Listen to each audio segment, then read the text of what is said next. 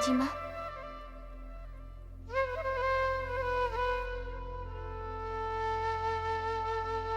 এবার এবার তাহলে তাহলে তো কোনো বিধবা নারীকেই ডেকে পাঠানো উচিত, কারণ রীতিমতো কোনো বিধবা নারী তো মীনাক্ষীর সিঁদুর। রাজিমা,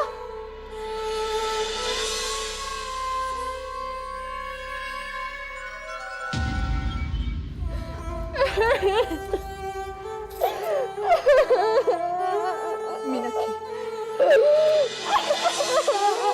মীনাক্ষী শান্ত হও। মীনাক্ষী শান্ত হও। ছি ছি ছি ছি ছি ছি ছি।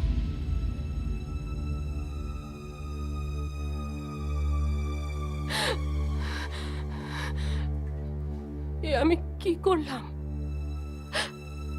আমি তো জানতাম এই প্রাসাদটা অপয়া। কেন আমি মেয়েটাকে শাড়িতে গয়নাতে সাজাতে বললাম? আমার জন্য, শুধু আমার জন্য ওর এত বড় সর্বনাশ হয়ে গেল। স্বামী হারিয়ে মেয়েটা এখন কোথায় যাবে? মাসুমা, আপনি কি দেবী মীনাক্ষীকে সান্ত্বনা দিচ্ছেন? তাই তো দিচ্ছি সমৃদ্ধি। এছাড়া আমার আর ওই হতভাগিনীকে দেবার মতো কি আছে বলো তো? আমার তো মনে হয় আপনি ওকে সান্ত্বনা দেওয়ার নামে আরো বেশি কষ্ট দিচ্ছেন। না না সমৃদ্ধি, না, আমি ওকে কষ্ট দিতে যাব কেন? আমি তো ওর পাশে দাঁড়ানোর চেষ্টা করছি। আপনি যদি সেটা করেন তাহলে আমাদের কারোর কোনো আপত্তি নেই, তবে যা করা সেটা সঠিকভাবে করুন, নইলেও যন্ত্রণা আরো বেশি বেড়ে যাবে। সে তো ঠিকই। মীনাক্ষী, কেঁদো না মীনাক্ষী, আমরা সবাই তোমার পাশে আছি, সব সময় তোমার পাশে আছি।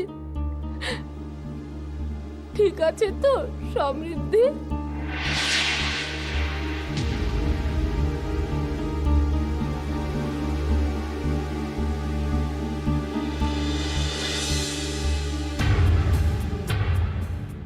মীনাক্ষী, তুমি নিজেকে সামলাও। মীনাক্ষী,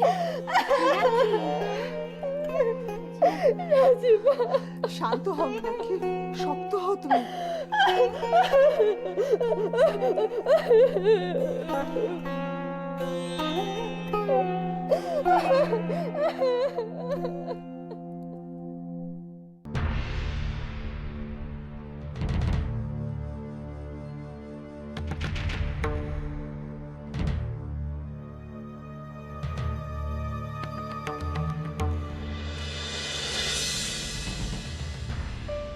তুমি কি সব জানো ভাই কাকা? যদি প্রাক্তন প্রধানমন্ত্রী মশাইয়ের হত্যার পেছনে মাসুমা আর কন্নিমার হাত থাকে, তাহলে নিশ্চয়ই পুরো ষড়যন্ত্রটা তোমার অজানা নয়। কিন্তু আমি যে তোমায় সন্দেহ করছি সেটা তোমায় বুঝতে দিলে চলবে না। আমায় খুব বুদ্ধিমানের মতো কাজটা তোমায় দিয়ে করিয়ে নিতেই হবে। ভাই কাকা,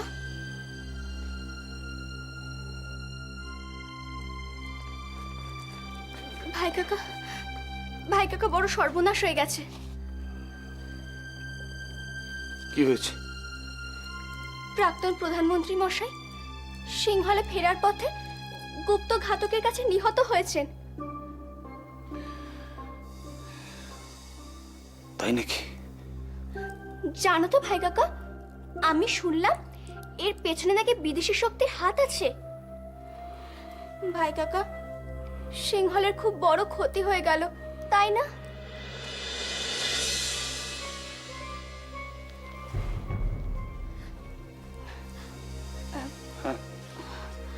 ভাই কাকা, তোমার কি মনে হয় বলো তো, যে এর পেছনে কোন বিদেশি শক্তির হাত রয়েছে? আমি কি জানি বলো খনা? না, তাও কোনো অনুমান? দেখো খনা, উনি উনি যে পদে ছিলেন সেখানে শত্রু হওয়াটা খুব স্বাভাবিক। হয়তো এই পদে থাকতে থাকতে ওনার এমন শত্রু তৈরি হয়েছিল যারা যারা ওর প্রাণ নিয়েছে। এত মহান একজন ব্যক্তির যে এরকম পরিণাম হবে তা আমরা কেউ ভাবতে পারিনি ভাই কাকা। দাদুর মৃত্যুর পর তিনি যেভাবে দেশের হাল ধরে রেখেছিলেন, যেভাবে তোমাকে আর বাবাকে সাহায্য করেছিল, তা তো কেউই ভুলবে না ভাই কাকা। আমি তো শুধু শুনেছি, কিন্তু তোমরা যারা তাকে দীর্ঘদিন পাশে পেয়েছো, তাদের নিশ্চয়ই খুবই কষ্ট হচ্ছে ভাই কাকা।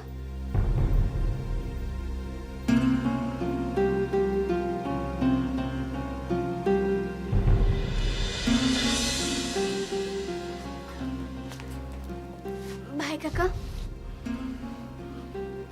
বলো। ভাই কাকা, তোমার কি মনে হয় না দেশের সাথে ওনার প্রাণ গিয়েছে?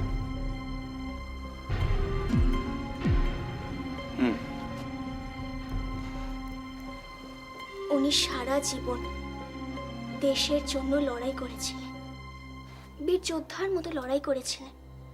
আচ্ছা ভাই কাকা, তোমার কি মনে হয় না যেভাবে মৃত সেনাদের সম্মান জানানো হয়, ওনাকেও সেভাবে সম্মান জানানো উচিত?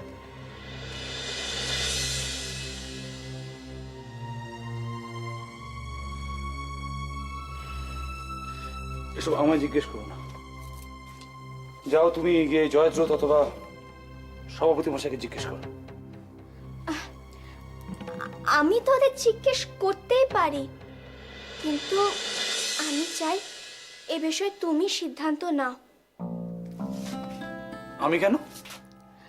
তুমি বা কেন নয় ভাই কাকা, তুমি তো দেশের রাজকুমার। বাবার অবর্তমানে তুমি তো প্রাসাদে একমাত্র রাজপুরুষ, তা তুমি তো সিদ্ধান্ত নিতেই পারো। দেখো, আমি সিদ্ধান্ত নিলে সবাই মানে মেনে নাও নিতে পারে। কেন মেনে নেবে না? আমি একজন নজরবন্দী, আর আমার বিষয়ে সবারই একটা বিরূপ প্রতিক্রিয়া রয়েছে, তাই। আরে ভাই কাকা, এটাই তো সুযোগ, এটাই তো সুযোগ ভাই কাকা। তুমি এরকম সিদ্ধান্ত নিলে সবাই ভাববে তোমার মনে এখনো এখনো যথেষ্ট ভালোবাসা রয়েছে, তুমি এখনো দেশপ্রেমিকদের সেরকমই সম্মান করো। আমি সে নয়, ঠিক আছে, কিন্তু কি সিদ্ধান্ত নিতে হবে? কেন? 3 দিনের জন্য রাষ্ট্রীয় শোক ঘোষণা করো। 3 দিন? 3 দিন রাষ্ট্রীয় শোক? তাও একজন প্রাক্তন প্রধানমন্ত্রীর জন্য? এ কি করে সম্ভব খনা? যিনি এই পদে এখন নেই, তার জন্য 3 দিন রাষ্ট্রীয় শোক? এ কি করে সম্ভব? ভাই কাকা, তুমি বোঝার চেষ্টা করো।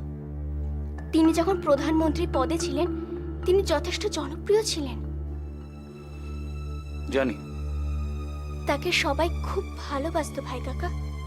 তিনি অবসর নেবার পরও তার জনপ্রিয়তায় একটু ভাটা পড়েনি।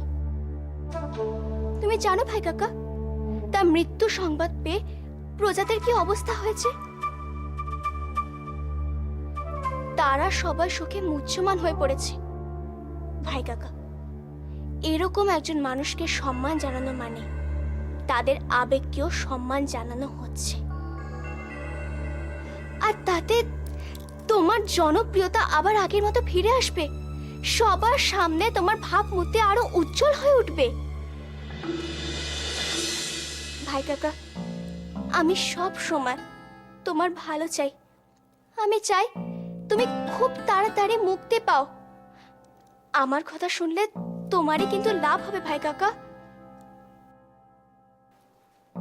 আমার কথা তোমার বিশ্বাস হচ্ছে না তা আমি জানি ভাই কাকা, ঠিক আছে, তুমি যা ভালো বোঝো করো। আমি তো তোমাকে আর জোর করতে পারবো না। তবে আমার কথা শুনলে কিন্তু তোমারই উপকার হতো। তুমি যদি নির্দেশপত্র স্বাক্ষর করে দিতে, সেটা দেখিয়ে আমি সবাইকে বলতাম যে দেখো, তোমরা পারলে না। যাকে তোমরা প্রতিনিয়ত দেশের শত্রু বলে চিহ্নিত করো, সেই প্রকৃত দেশপ্রেমিকের জন্য এত বড় সিদ্ধান্ত নিয়েছে।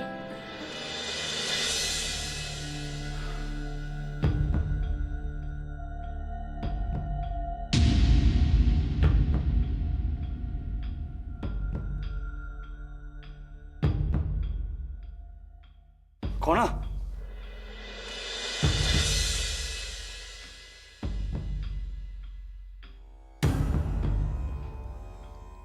দেখো, স্বাক্ষর করতে চাইলে করো, আমার অনেক কাজ বাকি আছে।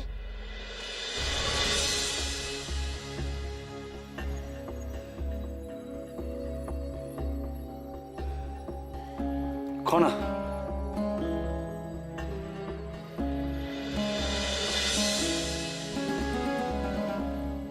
কোথায় স্বাক্ষর করতে হবে বলো।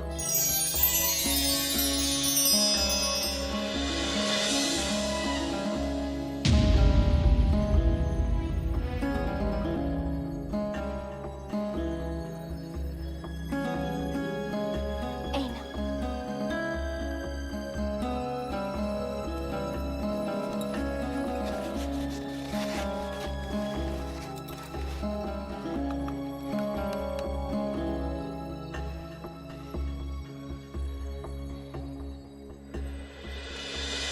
এবার আর তুমি জিততে পারলে না ভাই কাকা। আমি তোমার হাত থেকে জয়টা ছিনিয়ে নিলাম। শুধু দুঃখের বিষয়, একজন নিরপরাধ মানুষের প্রাণের বিনিময়ে আমি জিতলাম।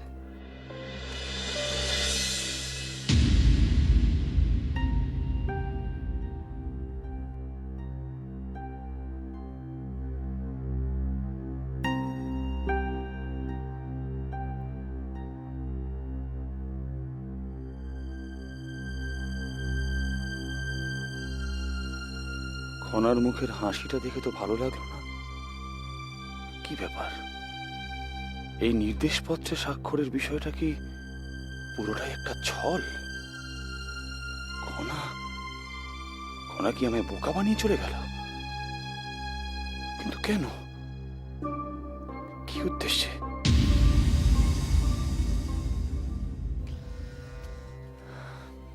কি মনে হয় প্রধানমন্ত্রী মশাই, খনা কিছু করতে পারবে?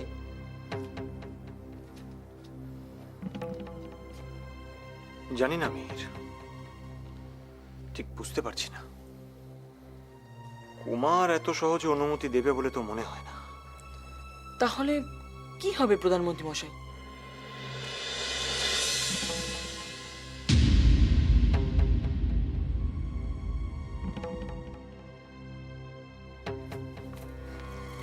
জয়া,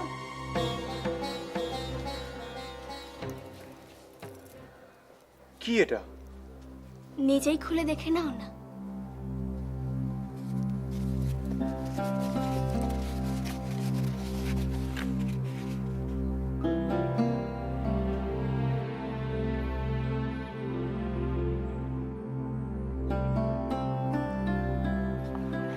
অভাবনীয়।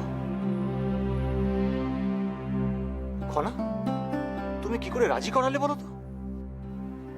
আমি তো বলেছিলাম জয়া, আমার উপর ছেড়ে দিতে। সভা স্থগিত রাখার একটা উপায় তো বের করা গেল, কিন্তু কিন্তু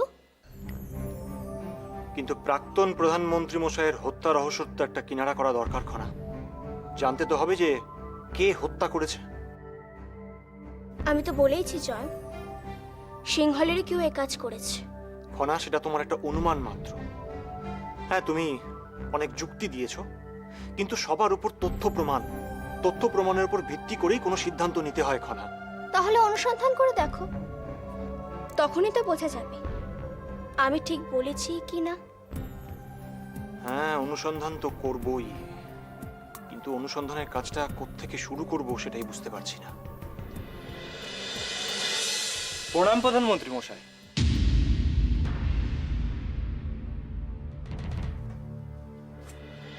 এই ছুরিকাটাই অকুস্থল থেকে উদ্ধার করা হয়েছে।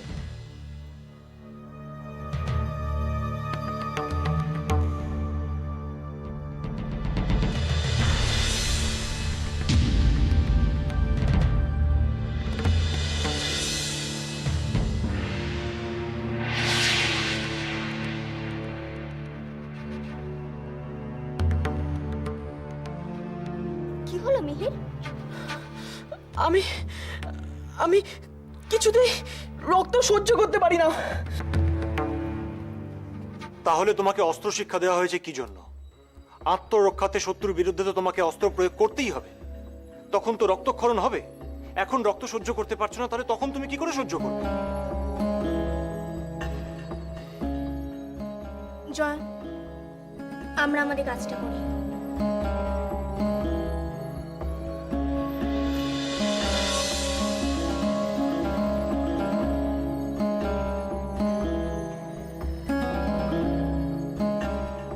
কি অবলীলায় ছুরিটা তুলে নিল? আমি হলে তো বোধহয় অজ্ঞানী হয়ে যেতাম। সত্যি, খনার সাহসের তুলনা হয় না। জয়ম, দেখো,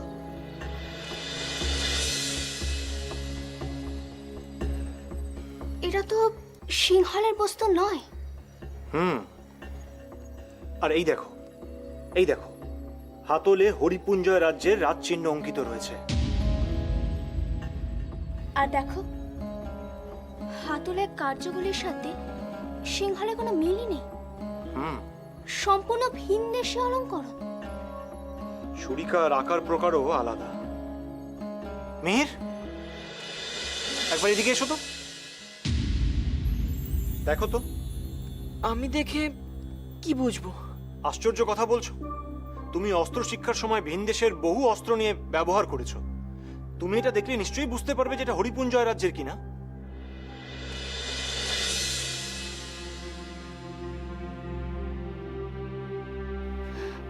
কি হলো কি মিহির?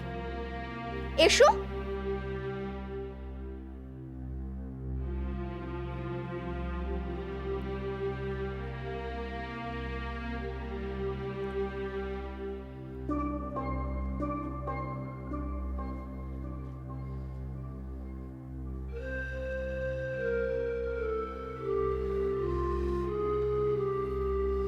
কি বুঝলে? সিংহলের তৈরি নয়, মনে হচ্ছে হরিপুঞ্জয়ের বস্তু। তাহলে কি সত্যি হরিপুঞ্জয় রাজ্যের কেউ এই হত্যার সঙ্গে যুক্ত রয়েছে? সত্যি হয়তো কেউ ভুল করে এই ছুরিটা ফেলে গেছে। হয়তো জয়, দেখি তো একবার ছুরিকাটা।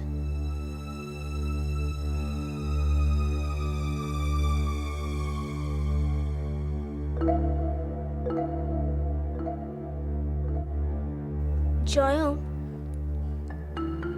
এই ছুরিকাটা বোধহয় আমি আগেও কোথাও দেখেছি।